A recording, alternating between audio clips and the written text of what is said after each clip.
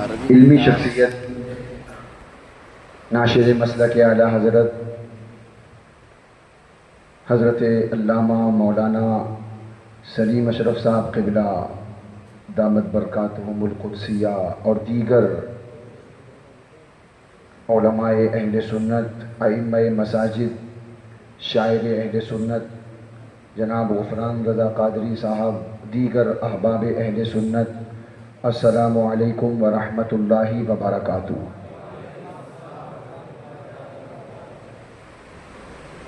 الحمد للہ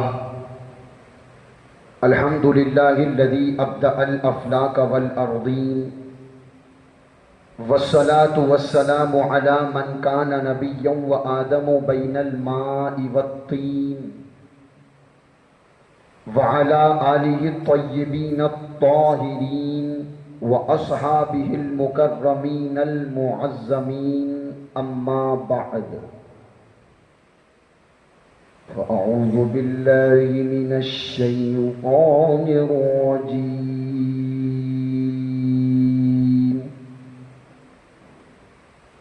بسم الله الرحمن الرحيم،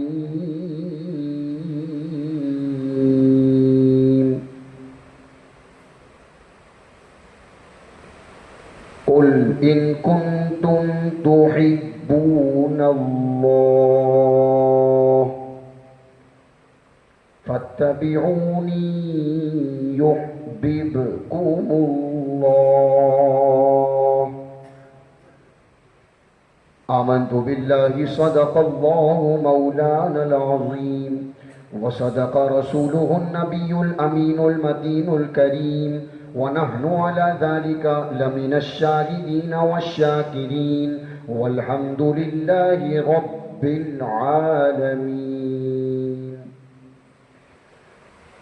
انتہائی ادب و احترام کے ساتھ اپنے اور ساری کائنات کے مرکز عقیدت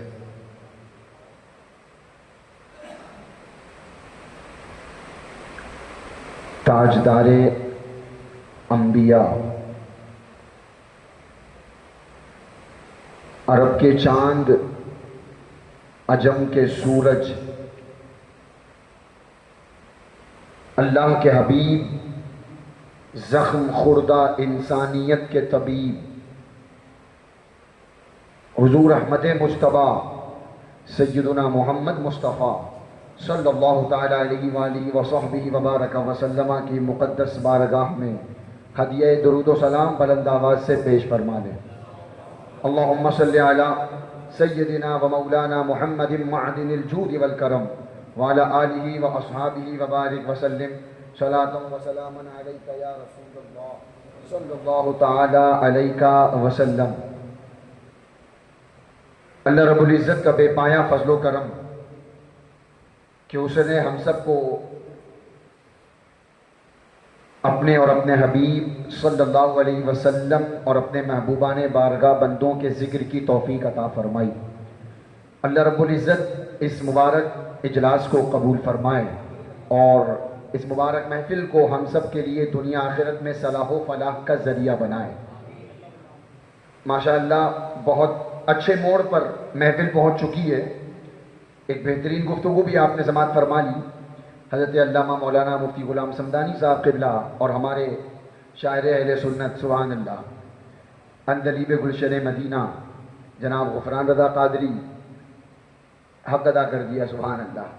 طبیعت چاہ رہی تھی اور پڑھتے رہے ماشاءاللہ۔ جیسا یہ پڑھ رہے تھے نا، اگر بمبئی کا مجمع ہوتا تو چیخو پکار مچ جاتی۔ ہاں واقعی میں، اور آپ لوگ اتنے سرد انداز میں اپنے امام کا کلام سن رہے تھے، اس لیے گرم جوشی کے ساتھ حضور کا تذکرہ۔ اصل میں دیکھو، کلام الامام امام الکلام، یعنی امام کا کلام سارے کلاموں کا امام، تو ویسے ہی حضور کا تذکرہ سارے تذکروں کا امام، تو سننے کا انداز بھی ویسا ہو یار۔ بادشاہ کا ذکر بادشاہ جیسے سنا جاتا ہے نا؟ اس لیے جتنی دیر میں آپ کی سماعتوں پر موجود ہوں، تھوڑی دیر بس مجھے برداشت کر لیں، انشاءاللہ ان قریب وہ عالم اسلام کی عبقری شخصیت جس کے دیدار کی تمنا آپ کی آنکھوں میں صاف دکھائی دے رہی ہے۔ شہزادہ غوث اعظم، عارف باللہ، غواث بحر معرفت، پیر طریقت، حضور سیدی سرکار الحاج ابو الحسنین سید عبد القادر جیلانی دامت برکاتہم القدسیہ کی بھی تشریف آوری ہوگی۔ علماء اہل سنت تشریف فرما ہے۔ یہ ان کا بڑکپن ہے کہ مجھ جیسے ادنا طالب علم کو اپنے قدموں میں کھڑا بٹھا کر بولنے کا موقع عطا فرمایا۔ اللہ ان کے سائے کو ہم سب پر دراز فرمائے اور ان کے علمی فیضان سے ہم سب کو مالا مال فرمائے۔ آج کا یہ روح پرور اجلاس بنام 1500 سالہ جشن میلاد النبی صلی اللہ علیہ وسلم اور دوسری جانب وہ جشن غوث الورا، یہ دونوں نسبتوں کو لے کر کے یہ مبارک رات اپنے دامن میں بے شمار برکتوں کو لے کر ہمارے درمیان تشریف لائی۔ حسب عادت درود پاک کی فضیلت سماعت فرما لیں، لیکن اس سے پہلے میں مبارکبادی کے نذرانے ان لوگوں کی خدمت میں پیش کروں جن لوگوں نے کوششوں محنتوں کے ساتھ یہ عظیم الشان اجلاس سجایا، محنتیں کوششیں کی۔ اللہ پاک جس طرح ان لوگوں نے خلوص کے ساتھ اس اجلاس کو سجایا، اللہ ان کی دنیا آخرت کو سجا دے، اور اسی طرح دین متین اور مسلک اعلیٰ حضرت کی ترویج و اشاعت کرتے رہنے کی توفیق عطا فرمائے۔ درود پاک کی فضیلت سماعت فرما لیں۔ امام عبد الوہاب شارانی علیہ الرحمت والرضوان اپنی کتاب الطبقات الکبریٰ میں لکھتے ہیں، بڑی پیاری روایت ہے لیکن سنیں گے تو مزہ آئے گا۔ سبحان اللہ، سبحان اللہ کہنے کا ایک فائدہ یہ بھی ہے کہ جنت میں درخت لگایا جاتا ہے۔ پیچھے والے نہیں بول رہے ہیں، یہ ہارن گونجے گا اگر ایک ایک بار بول دیں گے سبحان اللہ تو۔ فرماتے ہیں حضرت ابو المواہب رضی اللہ تعالیٰ عنہ فرماتے ہیں، خواب میں نے ایک مرتبہ حضور رحمت عالم صلی اللہ علیہ وسلم کا دیدار کیا۔ یہ نعمت اتنی بھاری ہے کہ بولو سبحان اللہ، کیا پتا اس پر خوش ہونے کے صدقے میں حضور آپ پر بھی کرم فرما دیں۔ حضور تشریف لائے خواب میں اور حضرت ابو المواہب رضی اللہ تعالیٰ عنہ سے فرمایا، حضور نے فرمایا، اے ابو المواہب، تم قیامت کے دن 1,00,000 لوگوں کی شفاعت کرو گے۔ کتنے لوگوں کی؟ اور لکھنے والی ذات علامہ امام عبد الوہاب شارانی فرماتے ہیں، حضور نے فرمایا 1,00,000 لوگوں کی شفاعت۔ یہ کہتے ہیں میں نے عرض کیا حضور میں اتنے بڑے مرتبے پر کیسے فائز ہو گیا؟ کوئی عمل، کون سا عمل ہے حضور؟ یہاں بندے کو اپنی فکر ہے، میدان محشر میں کوئی کسی کا نہیں ہوگا، اور حضور خوشخبری دے رہے ہیں کہ تم 1,00,000 لوگوں کی شفاعت کرو گے۔ حضور عمل بھی تو بتائیں، کون سا عمل ہے کہ جس کے صدقے میں اللہ نے مجھے اس قابل فرما دیا؟ توجہ، حضور فرماتے ہیں تم مجھ پر کثرت سے درود پڑھتے ہو۔ کیا کرتے ہو؟ کثرت سے درود پڑھتے ہو، اور اس کا ثواب میری بارگاہ میں نذر کرتے ہو۔ اللہ نے تمہارے اس عمل کو قبول فرما کر تمہیں تو بخش دیا، تمہارے صدقے 1,00,000 لوگوں کی شفاعت فرمائے۔ نعرہ تکبیر، نعرہ رسالت، جشن سرکار غوث اعظم مسلک اعلی حضرت۔ یہی وجہ ہے میرے امام پڑھواتے رہے، کعبے کے بدر الدجا کروڑوں درود، طیبہ کے شمس الضحیٰ تم پہ کروڑوں درود، مصطفیٰ جان رحمت بے لاکھوں سلام، شمع بزم ہدایت بے۔ اور ہماری تو تمنا یہ ہوتی ہے الحمدللہ میں سو جاؤں یا مصطفیٰ کہتے کہتے کھلے آنکھ صلی۔ اللہ تعالی ہمیں کہنے سننے سے زیادہ کثرت سے چلتے پھرتے اٹھتے بیٹھتے سفر حضر ہر جگہ اپنے آقا پر درود پاک کی کثرت کرنے کی توفیق عطا فرمائے۔ پڑھ لے بابا سے بلند، صلی اللہ علی النبی الامی و آلہ صلی اللہ علیہ وسلم، صلاۃ و سلام علیک یا رسول اللہ صلی اللہ تعالی علیہ وسلم۔ ذرا مزاج بناؤ تو انشاءاللہ پھر میں مزاج بناتا ہوں۔ سبحان اللہ۔ میں نے جو آیت پاک پڑھی اسی پر بولنا ہے، لیکن جو دو عنوان ہیں اس مبارک بزم کے، تھوڑی دیر اس حوالے سے سن لیں۔ اللہ رب العزت کی بے شمار نعمتیں ہیں، اور اتنی ہے کہ خود ہمارا مولا ارشاد فرماتا ہے وَإِن تَعُدُّوا نِعْمَةَ اللَّهِ لَا تُحْصُوهَا، اگر تم رب کی نعمتوں کو شمار کرنا چاہو تو ہرگز نہ کر سکو گے۔ بے شمار نعمتیں ہیں رب کی، بے شمار، ٹھیک، بے شمار نعمتیں ہیں، لیکن ایک نعمت ایسی ہے کہ وہ نعمت نہ ہوتی تو کوئی نعمت نہ ہوتی، وہ نہ ہوتے تو کچھ نہ ہوتا۔ میلاد شریف 1500 سالہ، ارے میلاد منایا، ہاتھ اٹھائیں، کس کس نے منایا ہے؟ سب نے منایا الحمدللہ، اپنی گلیوں کو، محلوں کو سجایا، مسجدوں کو سجایا، گھروں میں میلاد پڑھا، لائٹنگ کی، کمکمے لگائے، میلاد منایا، ہم نے میلاد منایا۔ قرآن میں بہت ساری آیات ہیں ثبوت پر، میں تیزی سے چلوں بس۔ رب کا حکم ہے نعمت ملے خوشیاں مناؤ، نعمت ملے جشن مناؤ، نعمت ملے چرچا کرو، اور نعمت ملے شکر کرو۔ یہ ساری آیات ہیں، بہت ساری تفصیل نہیں، بس میں اشارے میں میلاد النبی کا فلسفہ دے کے جاؤں۔ بولو بولو سبحان اللہ۔ رب کی نعمت ملنے پر شکر، رب کی نعمت ملنے پر جشن، رب کی نعمت ملنے پر خوشی، اور رب کی نعمت ملنے پر چرچا۔ جیسی نعمت ویسا شکر، جیسی نعمت ویسا چرچا، جیسی نعمت ویسی خوشی۔ کائنات میں مصطفیٰ جیسی کوئی نعمت نہیں بول رہے، بولو بولو بولو۔ کائنات میں مصطفیٰ جیسی کوئی نعمت نہیں، اس لیے دنیا میں میلاد جیسی کوئی خوشی، ساری عیدوں سے ہے افضل عید میلاد رسول۔ مصطفیٰ جیسی کوئی نعمت نہیں، تو سوال تو بنتا ہے مصطفیٰ کیسی نعمت ہے؟ مصطفیٰ کیسی نعمت ہے؟ اللہ پاک نے تمام نعمتیں دی ہیں، رزق ہے، اولاد ہے، ایمان ہے، قرآن ہے، والدین، یہ سب نعمتیں ہیں، لیکن احسان نہیں ہے کسی پر، جتایا نہیں گیا احسان، اور اس کی یہ شان بھی نہیں کہ وہ احسان جتائے۔ وہ قادر مطلق ہے، کسی نعمت پر احسان نہیں، لیکن جب باری آئی محبوب کی، جب باری آئی آمنہ کے لال کی، تو فرمایا گیا لقد من اللہ علی المومنین اذ بعث فیہم رسولا۔ اے میرے بندو، یہ ساری نعمتیں ایک طرف، لیکن اب جو نعمت دے رہا ہوں یہ معمولی نہیں ہے، یہ میں اپنا محبوب دے رہا ہوں، اور جب محبوب دیا جاتا ہے تو احسان تو بنتا ہے۔ مصطفیٰ جیسی کوئی نعمت نہیں، کوئی نعمت نہیں۔ کیوں مصطفیٰ جیسی نعمت کیوں کوئی نہیں؟ حالانکہ نعمتیں بہت سی ہیں، سبحان اللہ، ہر نعمت کو زوال ہے۔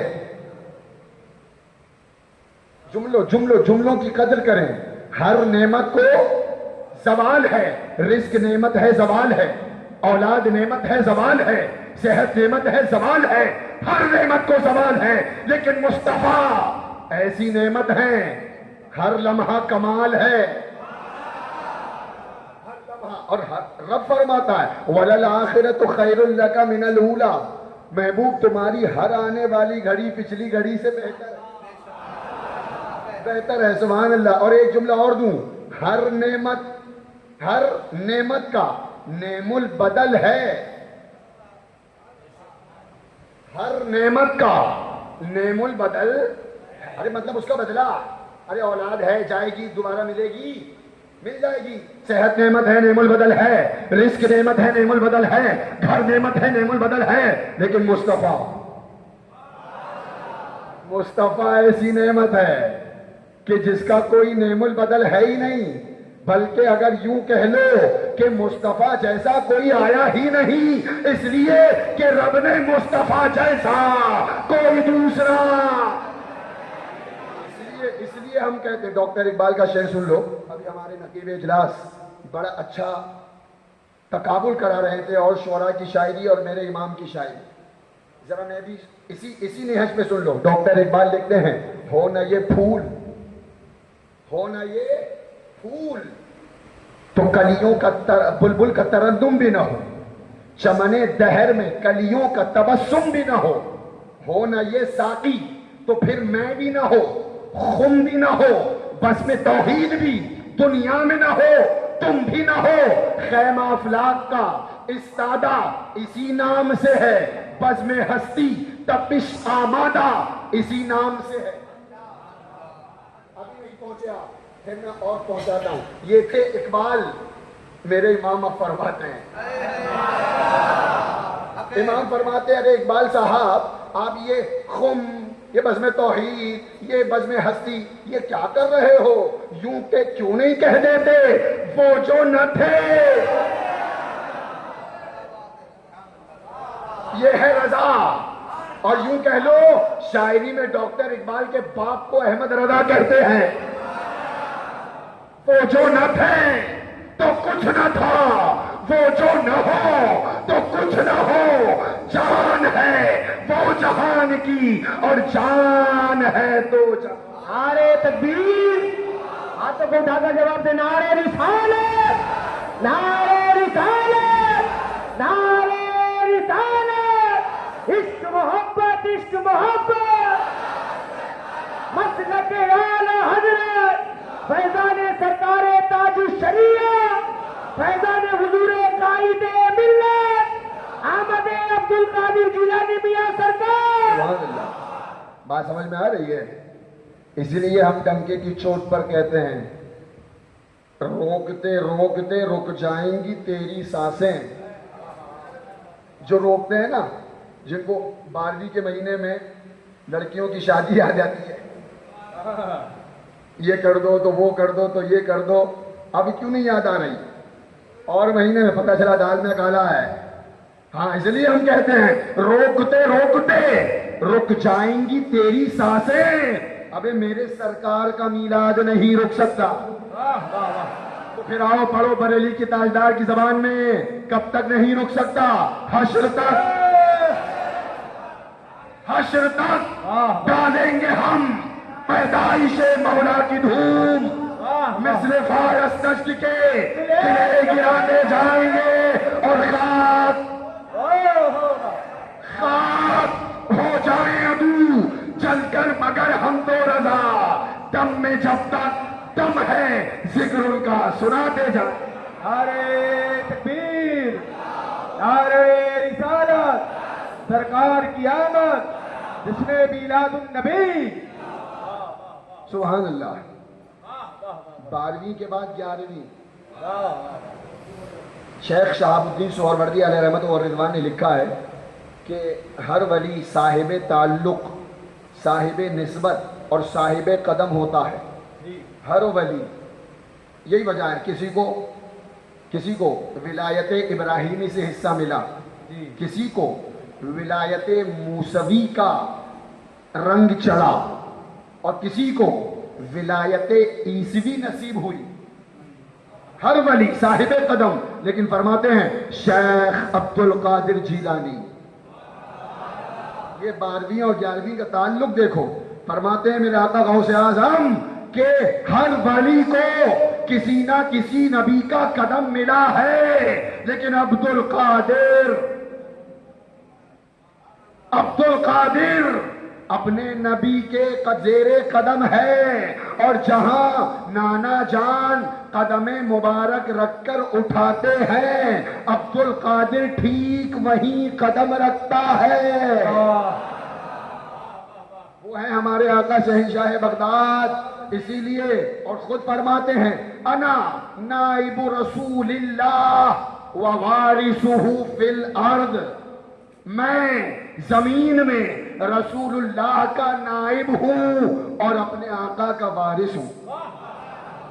وارث دو ولی اسی زمانے کے شیخ ابو سعود احمد اور سیدی عمرو بن عثمان رضی اللہ تعالی، یہ دونوں اسی زمانے کے ولی ہیں۔ فرماتے ہیں سبحان اللہ، خدا کی قسم، اب جملوں پہ توجہ دے کے تو مزہ آئے گا، خدا کی قسم شیخ عبد القادر جیلانی جیسا ولی رب نے نہ ظاہر کیا نہ ظاہر کرے۔ یہ اسی زمانے کے بزرگ ہیں، فرماتے ہیں اب میں ابھی پھر اعلیٰ حضرت کی بارگاہ میں لے جاؤں گا آپ کو، یہ جملے سن لو، خدا کی قسم شیخ عبد القادر جیلانی جیسا ولی رب نے نہ ظاہر کیا نہ ظاہر کرے۔ اب میرے امام فرماتے ہیں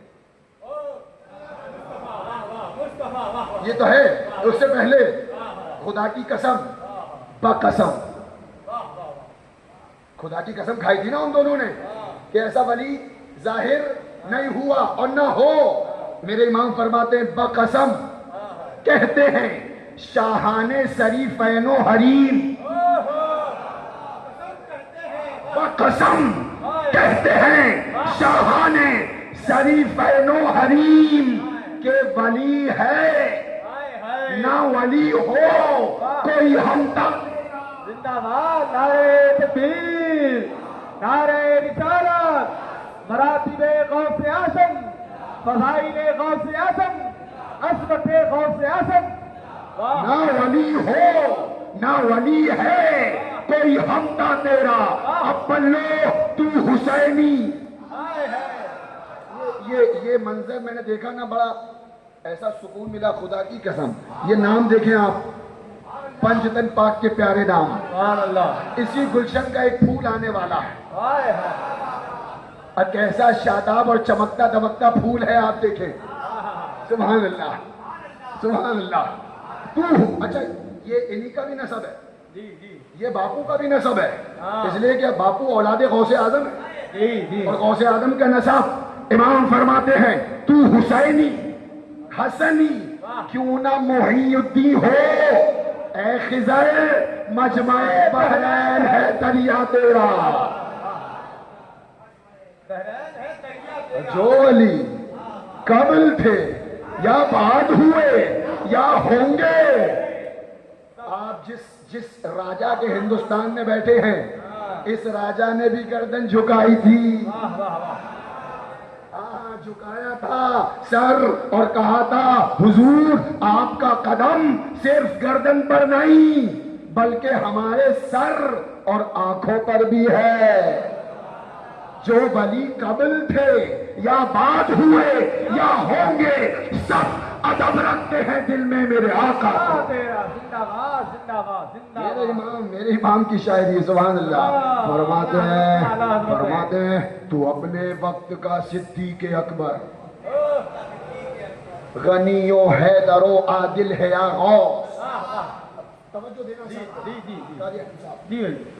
جو کرنو سیر میں عارف نہ پائیں وہ تیری پہلی ہی منزل ہے یا غوث۔ بڑی بات کہی ہے، بڑی بات کہی ہے۔ اور فرماتے ہیں تیرے خدام کے آگے ہے ایک بات، تیرے خدام کے آگے ہے ایک بات۔ یہ صادر پاک، یہ وارث پاک، یہ غریب نواز، یہ بابا فرید، یہ خواجہ قطب، یہ کون ہیں؟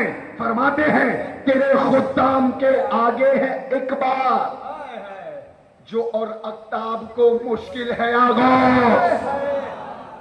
اور فرماتے ہیں صحابیت ہوئی پھر تابعیت، بس آگے قادری منزل ہے آغاز۔ اور اس سے بھاری فرماتے ہیں الوہیت ہی احمد نے نہ پائی، حضور کی بارگاہ میں عرض کرتے ہیں الوہیت ہی احمد نے نہ پائی، نبوت ہی سے تو عاطل ہے یا غوث۔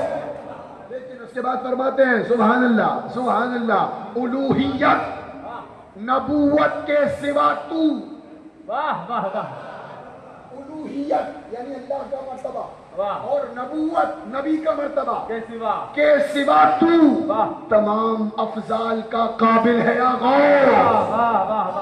اچھا سبحان اللہ، میرا دل نہیں چاہتا امام کو جب پڑھنے تو سبحان اللہ سنو، سخن ہے سخن ہے اصفیہ تو مغز مانا ہائے ہائے واہ بدن ہے اولیاء تو دل ہے یا غوث. اور اگلا شعر لکھتے ہیں سبحان اللہ سبحان اللہ سبحان. نہیں بول رہے بولو بولو سبحان اللہ.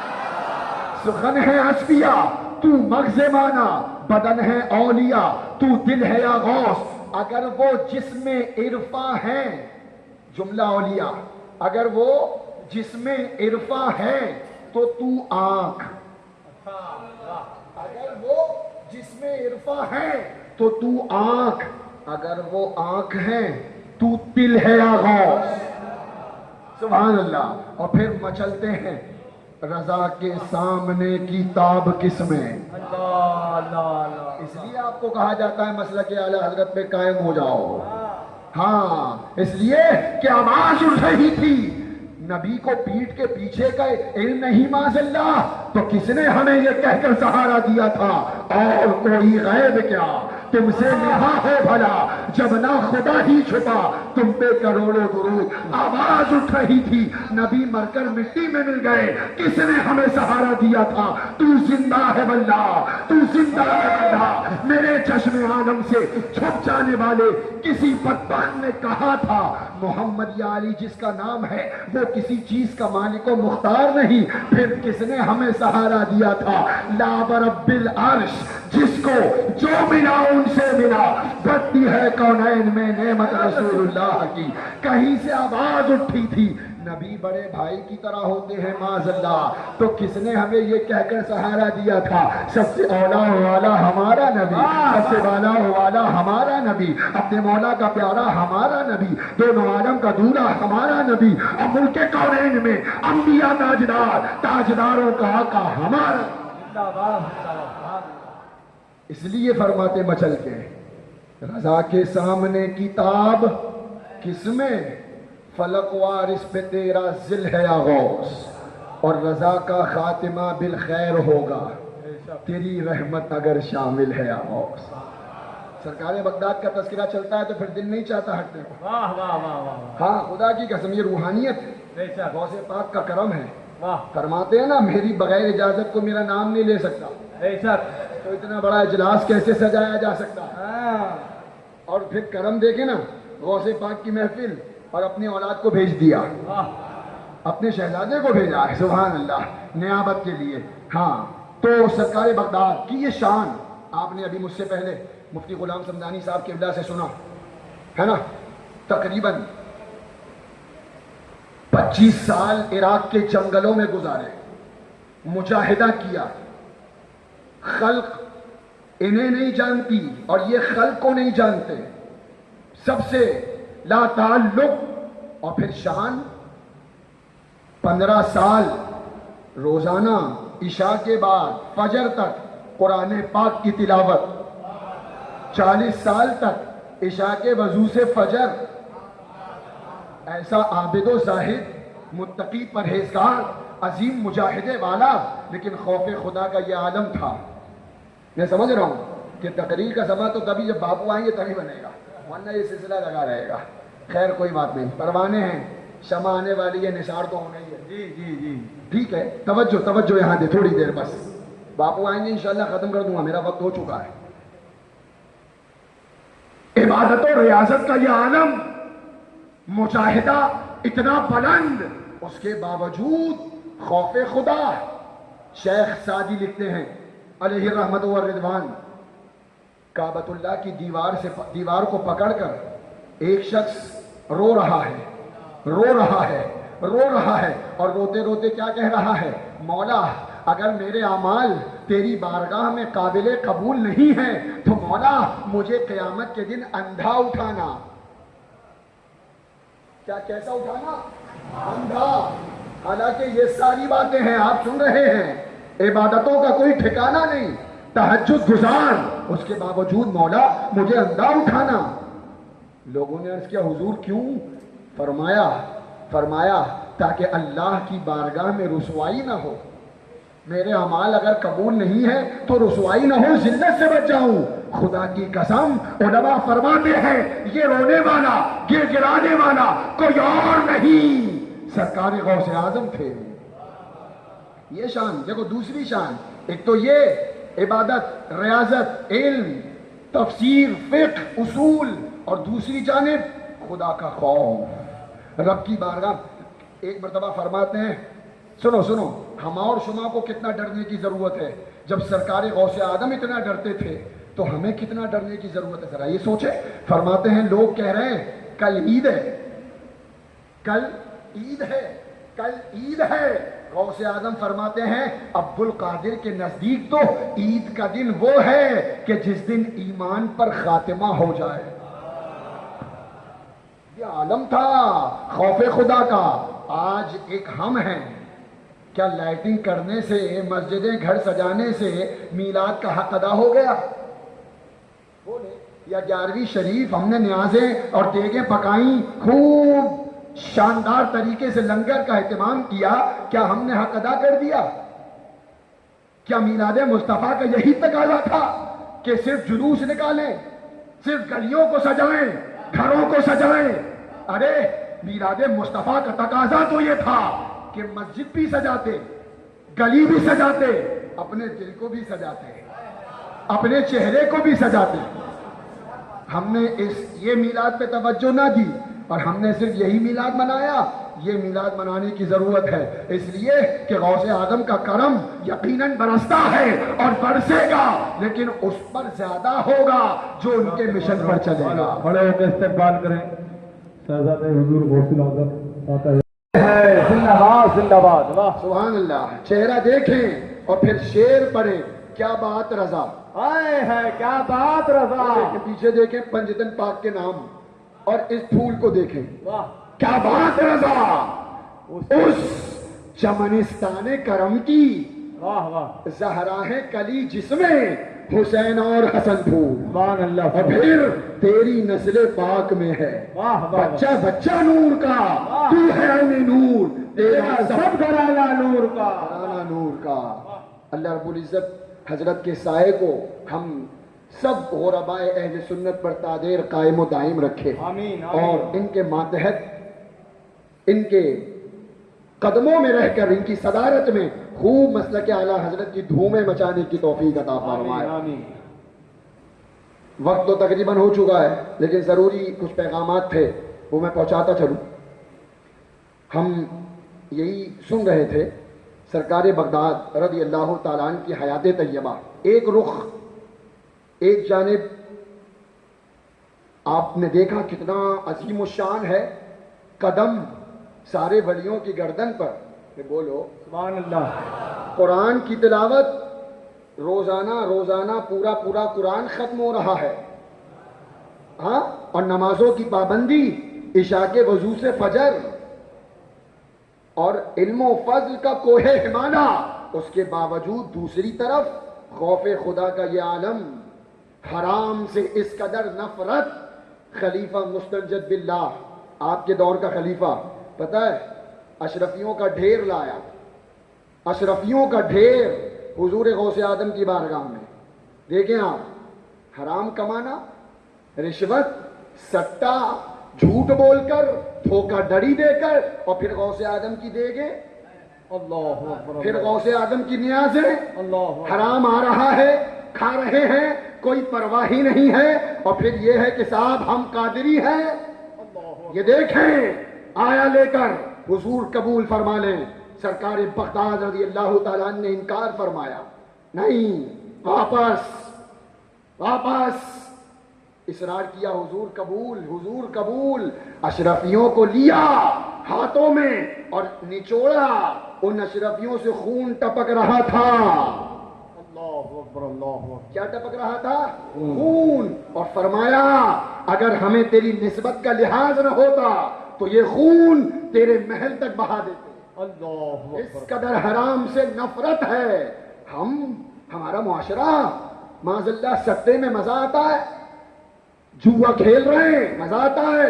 سنو، حدیث پاک میں حضور فرماتے ہیں جس جسم کی پرورش حرام سے ہوئی ہو وہ جہنم میں جانے کا مستحق ہے۔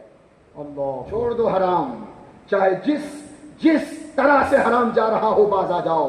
حضور فرماتے ہیں، صحابہ بیٹھے ہیں، تذکرہ کیا، حضور نے فرمایا ایک مسافر پراگندہ بال ہیں، لباس گرد و غبار میں اٹے ہوئے ہیں اور اس کی حیت سے لگتا ہے کہ مسافر ہے، تھکا ہارا ہے، عاجزی انکساری کے ساتھ رب کی بارگاہ میں عرض کرتا ہے مولا یہ دے، مولا یہ دے. حضور فرماتے ہیں جب کہ اس کا کھانا حرام، اس کا پینا حرام، اس کا لباس حرام، پھر اللہ اس کی دعائیں کیسے قبول فرمائے گا؟ پتا چلا دعائیں قبول نہ ہونے کا ایک بڑا سبب یہ بھی ہے کہ کہیں نہ کہیں حرام کھایا جا رہا ہے. حضرت سعد نے پوچھا تھا یا رسول اللہ میری دعائیں قبول ہوں؟ کیا قبول ہوں؟ دعائیں مستجاب الدعوات ہو جاؤں؟ حضور نے فرمایا سعد رزق حلال کر لو، اللہ دعائیں قبول فرمائے گا. بولو بولو بولو، حرام سے بچیں گے انشاءاللہ. ہاں اس لیے کہا جاتا ہے علم دین حاصل کرو، علم دین حاصل کرو، پتہ چلے حلال کیا ہے حرام کیا ہے. بچے دیکھیں میں نے جو آیت پڑھی تھی خطبے کے بعد، سبحان اللہ، میں نے جو آیت پڑھی تھی ذہن میں ہوگا. اللہ پاک فرماتا ہے اے محبوب تم فرما دو اگر تم اللہ سے محبت کرنا چاہتے ہو فاتبعونی، مجھے فالو کرو، میری اتباع کرو، میری پیروی کرو، اللہ تمہیں دوست رکھے گا. ٹھیک، صحابہ کرام کی مقدس زندگیوں میں یہ کیا جذبہ کیسا تھا سنیں ذرا. مشکات شریف کی حدیث ہے، صحابہ بیٹھے ہیں، ایک شخص حضور کی بارگاہ میں حاضر اور ان کے ہاتھ میں سونے کی انگوٹھی تھی. ارے کیا تھی؟ حضور کے سامنے. حضور رحمت عالم صلی اللہ علیہ وسلم نے انگوٹھی کو نکالا، پھینک دیا اور فرمایا تم میں سے کون چاہتا ہے کہ آگ کا انگارہ اپنے ہاتھ میں لے؟ اگر اب تک سونا استعمال کرنے کی عادت ہے تو مان جائیں حرام ہے، لیکن میں دکھانا کیا چاہتا ہوں وہ سمجھ فرمائیں. تم میں سے کون چاہتا ہے کہ انگارہ آگ کا اپنے ہاتھ میں لے؟ حضور تشریف لے گئے. ارے توجہ، اب کوئی نہیں آنے والا ہے، اب دولہا آ چکے ہیں الحمدللہ، تھوڑی دیر بس. حضور تشریف لے گئے، سونے کی انگوٹھی پڑی ہے، پہننا حرام ہے. ارے بولو پہننا حرام، لیکن علماء بیٹھے ہیں استعمال کرنا جائز ہے. کیسے؟ اس کو بیچ کر اس کی رقم کو، جیسے ہماری مالیت ہے، سونا ہمارے پاس ہے، ہم اس کے مالک ہیں، اب پہن تو سکتے نہیں لیکن اس کو بیچ کر اس کی رقم تو استعمال کر سکتے ہیں. بولو بولو کر سکتے ہیں. اب حضور تشریف لے گئے، صحابہ نے ان سے کہا ارے بھائی اٹھا لو، انگوٹھی پڑی ہے سونے کی، اٹھا لو. حضور تشریف لے گئے، اٹھا کر کے بیچ کر تم اس کی رقم. لیکن دیکھو اتباع مصطفیٰ کا جذبہ کیسا تھا، کیا حضور کے حکم پر عمل کرتے تھے. فرمایا خدا کی قسم جس انگوٹھی کو میرے آقا نے پھینک دیا دوبارہ میں نہیں اٹھا سکتا. اللہ اللہ اللہ اللہ. دوبارہ نہیں، جبکہ جائز تھا، اٹھا کر کام میں لا سکتے تھے، اس کے باوجود نہیں اٹھایا. اور دیکھیں بخاری، اس لیے تو کلیئر حضور نے فرمایا، بخاری شریف کی حدیث ہے، حضور فرماتے ہیں کہ جس نے میرا حکم مانا، من اطاعنی فدخل الجنہ، جس نے میرا حکم مانا وہ جنت میں داخل. اے بولو ہاں. اور اس کے آگے حضور فرماتے ہیں ومن عصانی فقد ابا، اور جس نے میری نافرمانی کی اس نے گویا انکار کیا. اور بلکہ مشکات کی تو حدیث یہ ہے، حضور فرماتے ہیں تم میں سے اس وقت تک کوئی کامل مومن نہیں ہو سکتا جب تک میری لائی ہوئی شریعت کی اتباع نہ کرے. آج معاشرے میں نگاہیں ڈالیں، کیا ہم اپنی منمانی نہیں کر رہے ہیں؟ بولو بولو بولو بولو. منمانی چل رہی ہے، گھر میں رہ رہے ہیں، جس کو جو چاہا بول دیا، والدین کے ساتھ اونچی آواز میں بات، بیوی کو مارنا، پڑوسیوں کو ستانا، محلے والوں پر ظلم و ستم. 4 پیسے کیا آ گئے، ہماری عقل تو عرش اعظم پہ پہنچتی ہے، معاذ اللہ رب العالمین. جبکہ مسلمان کا طریقہ تو یہ ہے کہ وہ ہر لمحہ ہر قدم پر جھک کر زندگی گزارے، رب کی بارگاہ میں جھکا ہوا ہو، رسول پاک کی اطاعت کرے. ایک مثال اور، صحابیات، یہ تو صحابہ ہیں، صحابیات کی زندگی دیکھ لیں. صحابیات کی زندگی، حضور مسجد شریف سے باہر تشریف لائے اور حضور نے فرمایا دیکھا کہ عورتیں چل رہی ہیں بیچ راستے پہ، عورتیں بیچ راستے پہ چل رہی ہیں. حضور مسجد شریف سے باہر تشریف لائے. حضور نے فرمایا پیچھے ہٹو. کیا فرمایا؟ پیچھے رہو. اس لیے کہ تم راستے کے بیچ میں نہیں چل سکتی, اس لیے ہٹ کر چلو. ٹھیک, ایک مرتبہ فرمایا. کتنی مرتبہ؟ عورتوں سے. اب راوی بیان کرتے ہیں کہ حضور نے ایک مرتبہ فرمایا, اس کے بعد عالم یہ تھا کہ عورتیں گلیوں سے اس قدر بچ کر نکلتی تھیں کہ ان کے کپڑے جھاڑیوں میں اٹک جاتے تھے. ایک مرتبہ فرمایا تھا. اور اس قدر حضور کی اتباع کا جذبہ تھا. اور آج ہمارا معاشرہ کہاں ہے؟ اللہ بے شمار مرتبہ فرما دیا گیا بے پردگی سے بچو, بے حیائی سے بچو. اچھا افسوس تو اس وقت ہوتا ہے ماں بیٹیاں بے پردگی کر رہی ہیں تو چلو کر رہی ہیں, لیکن شوہر, حضرت شوہر بنا سوار کر میک اپ کرا کے معاذ اللہ اپنی گاڑیوں پہ نکل رہے ہیں. اور معاذ اللہ کہیں نہ کہیں یہ اعلان ہے کہ لو صاحب ہماری بیویوں کو دیکھو. اگر نہیں ہے تو پھر بے پردگی کیوں ہے؟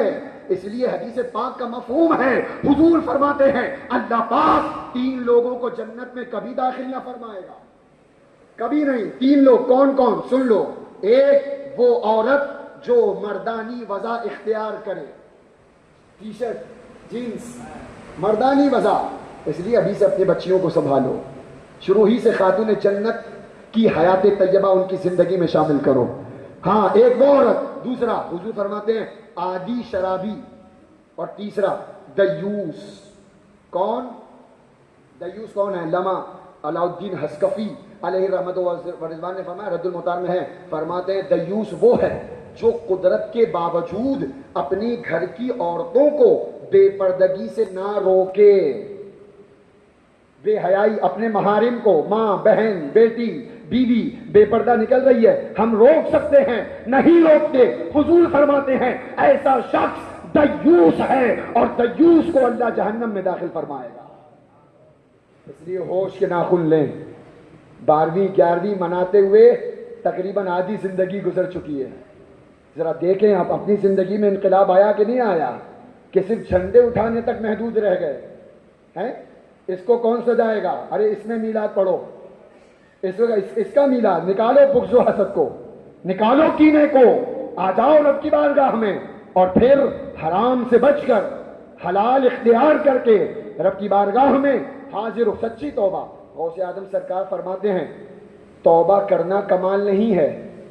الفتح الربانی کے حوالے سے توبہ کرنا کمال, ہم میں سے بہت سارے لوگ ارے کرتے ہوں گے, گال پہ ہاتھ مار لیے, اللہ توبہ استغفر اللہ کر لیا, داڑھی نہیں چلائیں گے پھر چلا رہے ہیں. اب بدنگاہی نہیں ہوگی پھر نگاہیں غلط اٹھ رہی ہیں. اب نماز پڑھیں گے پھر نمازوں کے چور بن رہے ہیں. اب جھوٹ نہیں بولیں گے پھر جھوٹ. غوث اعظم فرماتے ہیں توبہ کرنا کمال نہیں ہے, توبہ پر قائم رہنا کمال ہے. اور پھر آگے بڑی پیاری مثال دی, فرماتے ہیں پودا لگانا کوئی شان کی بات تھوڑی ہے. ارے پودا لگا کے بھول جائے بندہ, کوئی فائدہ نہ پانی دے. فرماتے ہیں پودا لگانا کمال نہیں ہے بلکہ پودے کی نگرانی کرنا کمال ہے. اس لیے میں سمجھتا ہوں اس سے بہتر موقع شاید نہ ہو. اولاد غوث اعظم ہیں, سبحان اللہ, خلیفہ تاج الشریعہ ہیں, واہ واہ واہ واہ, ہاں بزرگوں کی علمی روحانی امانتوں کا امین بیٹھا ہے. بے شک ان کے سامنے رب کو ان کو گواہ بنا کر رب کی بارگاہ میں سچی توبہ کریں. انشاءاللہ شریعت کے خلاف قدم نہیں اٹھے گا. بولو بولو انشاءاللہ. انشاءاللہ. داڑیاں بولو نہیں. ارے میں وعدہ نہیں لے رہا, ڈرو مت, لیکن کم از کم کہہ لو شاید رب کو پسند آ جائے.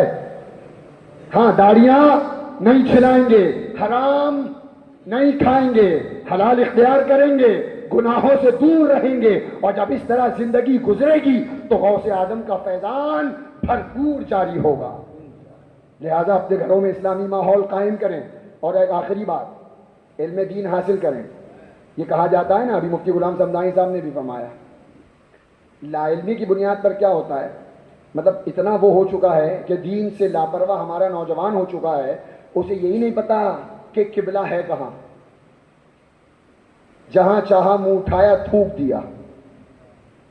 جیسا چاہا گھر میں لیٹا آرام کر رہے ہیں پیر پھیلا کے. اب یہ نہیں پتا قبلہ کہاں ہے. اعلیٰ حضرت کا ادب سناؤں؟ سبحان اللہ. اعلیٰ حضرت رضی اللہ تعالیٰ عنہ فرماتے ہیں قبلہ تو قبلہ ہے، ارے مدینہ شریف تو مدینہ شریف ہے، بغداد ہائے ہائے واہ. 6 سال کتنے سال؟ 6 سال کی عمر میں، یعنی جب سے ہوش سنبھالا اور پتا چلا ہے احمد رضا کو کہ بغداد اس جانب ہے، اس دن سے لے کر آخر دن تک احمد رضا نے بغداد کی طرف پیر نہیں پھیلائے. اللہ اکبر اللہ اکبر. ہم قبلے کی طرف پیر پھیلا رہے ہیں. ارے بولو بے خیالی میں ہوتا ہے نا. اچھا انجانے میں ہوتا ہے، کس میں ہوتا ہے؟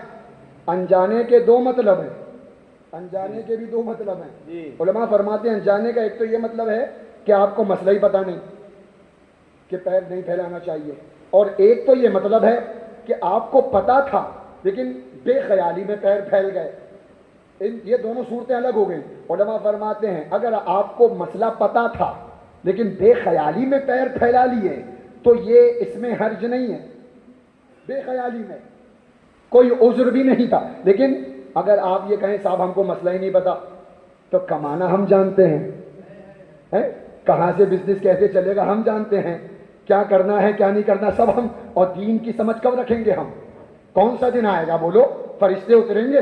ارے بولو، یا اترنے کا انتظار ہے تو بول دو. یہ علماء بیٹھے ہیں، یہ کس مرض کی دوا ہے؟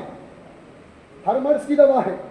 آئیں سیکھیں، علم دین حاصل کریں، حلال حرام کیسے لیٹنا ہے کیسے. فتاوی رضویہ میں امام اہل سنت فرماتے ہیں بندہ چاہے سو رہا ہو یا جاگ رہا ہو، بیٹھا ہو یا لیٹا ہو، ہر حال میں قبلے کی طرف پیر پھیلانا ممنوع ہے، مکروہ ہے. کیا ہے؟ مکروہ ہے. اور قبلے کی طرف تھوکنا، بہت سارے بھائی اس میں بھی بے احتیاطی کرتے ہیں. پان چبا رہے ہیں، دیا پیک مار دیا، کہیں بھی تھوک دیا. اب سنو، ابو داؤد کی حدیث ہے، حضور فرماتے ہیں جو قبلے کی طرف منہ کر کے تھوکے گا قیامت کے دن اس حال میں آئے گا کہ اس کی دونوں آنکھوں کے درمیان اس کا تھوک ہوگا.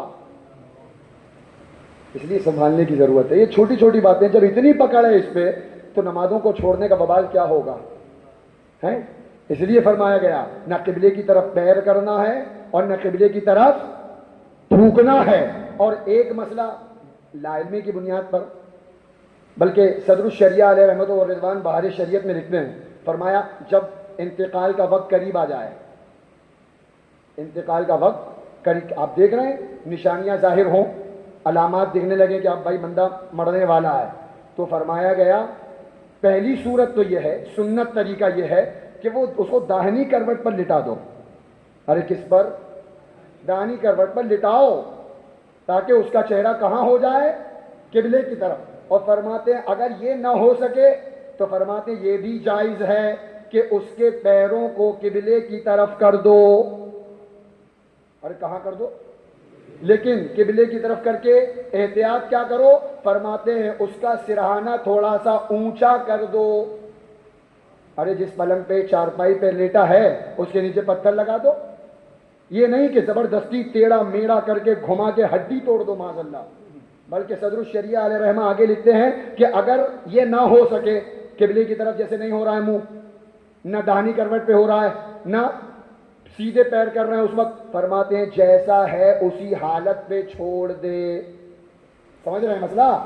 اس لیے احتیاط کریں. اللہ تعالی ہم سب کو مسائل شرعیہ سیکھنے کی توفیق عطا فرمائے اور میدان عمل میں اتر کر کام کرنے کی توفیق دے. سبحان اللہ. حضور جیلانی میاں سرکار کا دورہ ہوتا ہی اس لیے ہے کہ آپ لوگوں کے ایمان و عقیدے کی حفاظت ہو. خدا کی قسم اور کوئی مقصد نہیں ہوتا، کوئی نہیں ہوتا. اپنا گھر، اپنے بیوی بچے چھوڑ کر صرف آپ لوگوں کے لیے شب و روز سفر کرنا، مشقتیں برداشت کرنا، صرف اس لیے کہ آپ لوگ بد مذہبوں سے تنکا توڑ دور ہو جاؤ. بولو ہوگے؟ ہاں. حقوق اللہ ادا کرو، حقوق العباد ادا کرو.